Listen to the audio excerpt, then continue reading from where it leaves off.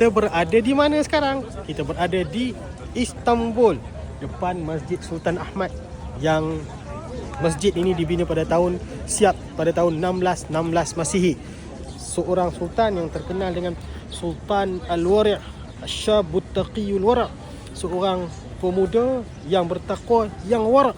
Dia naik memerintah Turki Osmaniyah pada umur 13 tahun. Di sebelah kiri kita Hagia Sophia yang ditakluk oleh Sultan Muhammad Al-Fatih pada tahun 1453 Masihi.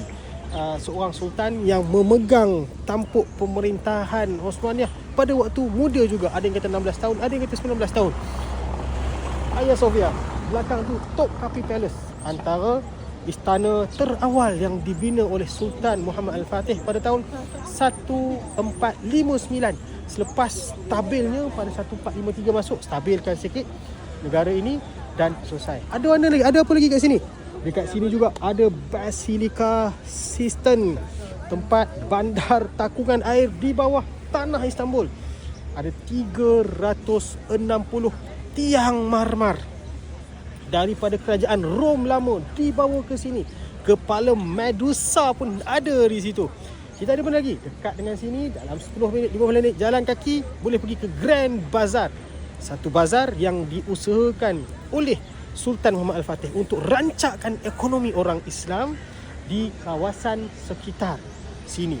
Ada apa lagi? Bawah lagi ada Spice Bazaar yang diusahakan oleh Hatis Turhan Hatun pada tahun 1738 lebih kurang begitu.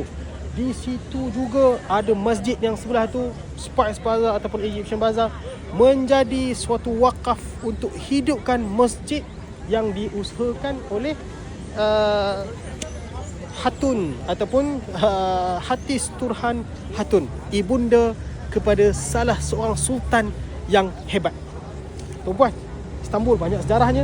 Tuan-puan kena datang bersama dengan Mursyid Al-Haramain Travel Tours dan Bahad. Kita teroka, kita cari sejarah, mencari ibrah bersama dengan kita, insya-Allah taala.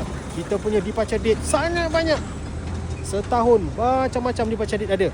Bersama dengan kami, Mursyid Al-Haramain. Get your codes here segera untuk bersama dengan kami, insya-Allah taala.